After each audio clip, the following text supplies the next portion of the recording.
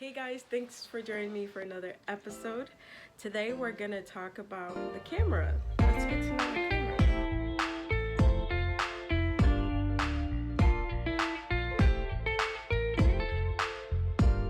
So a few things first. One, let's talk about shutter speed, iOS, and aperture. Aperture is that fancy f sign that you see in most pictures that are notarized, like most pictures that people put out there, they put the information.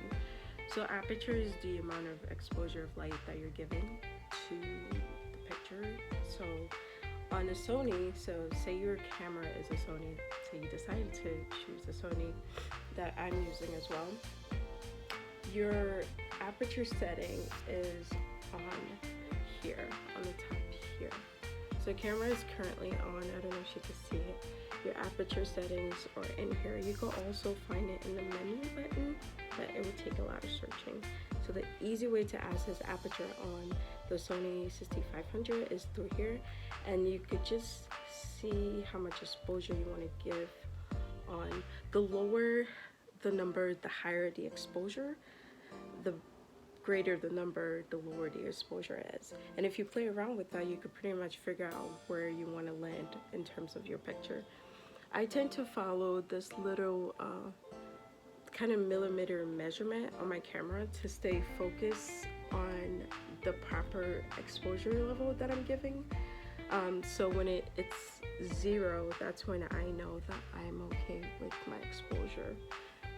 The next one that I want to share is shutter speed. On a Sony a6500, the shutter speed is around here. When you're playing with shutter speed, it also affects brightness, motion, and things such as that. So there's a little curtain in here that goes on and off. That's when you hear the click. When you click to actually take your pictures. So it's important to know the right settings or the right number where you want your shutter speeds to be, because that affects the brightness, the motion, and pretty much a lot of things. And the last but not least is the ISO. I always get it wrong. I call it iOS because like the iPhone. Anyway, it's ISO, which could darken or brighten your pictures depending on the setting that you have it on. And you just click on over here, and as you can see, the numbers, I'm trying to let my camera focus. The numbers show here, and you could pretty much manipulate how bright you want it to be and how low. So between ISO, shutter speed, and aperture, these all affect how your picture is taken and how it's gonna look like. The main thing I would want you to focus on as a beginner is to understand your shutter speed, so you know where you want your image to look like, because they matter in terms of action. Do you want it to be blurry? Do you want it to be more solid? Do you want it to be crisp? All depends. And also the amount of exposure you're giving yourself, because aperture is kind of like when your eyes look at certain things in certain light, the lens exposes a certain way and then it doesn't. So you have to figure out which one works best for you. And again, with the ISO is the brightness of it all. How bright do you want your picture to look? And too bright could expose you to like grains and noises in your pictures, which would ruin it. And instead of having a crispy picture, you have a very grainy picture, which nobody wants. Anyway, moving along, I wanted us to talk about focus, because I have a lens that does not manually allow me to zoom in. There's only so much I could do.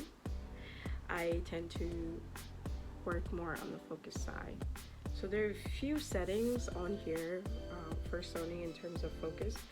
The ones that I really want you guys to be aware of is,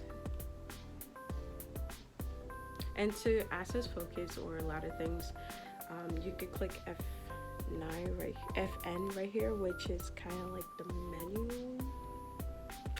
I call it the menu, like another way to get to the menu, because it gives you pretty much everything that you kind of need, just like the menu gives you, with less wording and extra stuff. So when you first click on it, I'm gonna also show this in the background so that you can see a better view of it, because I understand you probably won't be able to see much right now.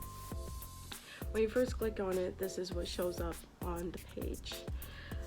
You want to click here, which brings you to the focus section, or focus menu. Can't see this. Alright, I'm gonna turn the camera around so that I can expose you guys better to the settings. Please excuse my fingernails as they're a bit crusty.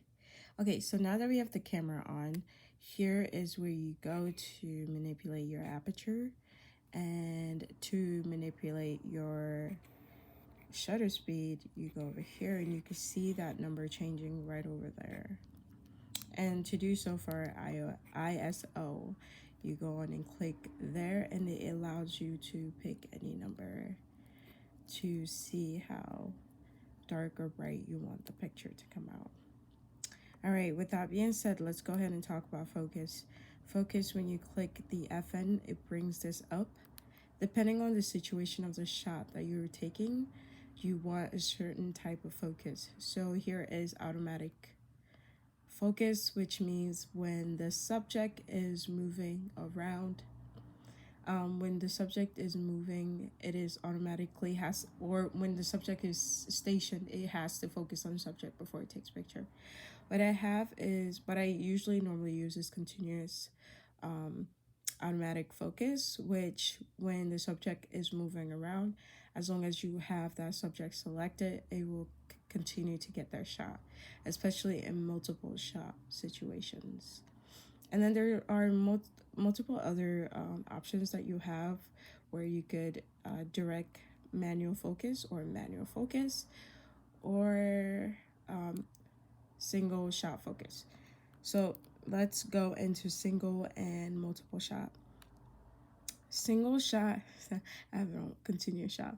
Single shot is when you take picture once, if you could get it, and it takes just one picture. When you want continuous shots, it has 1, 2, 3 continuously. Depending on the setting that you have it on, it could take 5 continuous shots, 3 continuous shots, or more or less. I tend to have it on 3, so that way I could just take 3 continuous shots. The pictures that I've just taken aren't clear because my setting is off, so you won't really be able to see anything. But that's just the basic of what I wanted to show you guys today.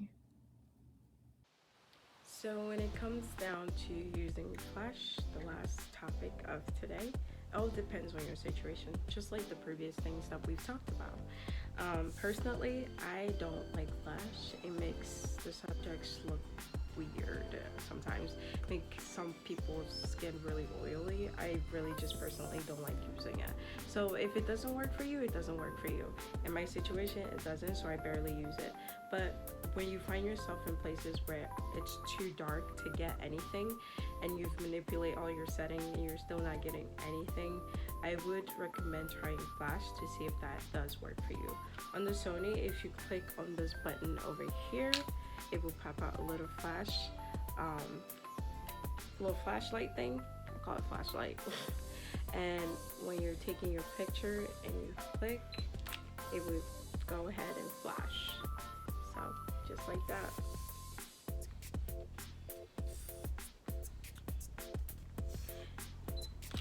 Just like that, it has a flash. In certain circumstances, it really is helpful. Kind of like a lifesaver, but it all depends on your experience and what you're shooting. I highly recommend that you play with the settings so that you get familiarized with everything and you situation yourself with things that are comfortable and what you want to get out of the pictures. Oftentimes you have to imagine it a certain way, especially if you want like dramatic effects and things like that, so that you don't have to do too much in Photoshop or whatever software you use. It's better to get to know your camera. Thank you so much for joining me today. I've had a pleasure to share my little little camera with you. I hope that I will get to see you guys again next Saturday. Please don't forget to subscribe and like, and also share. Thanks again for joining. Bye for now.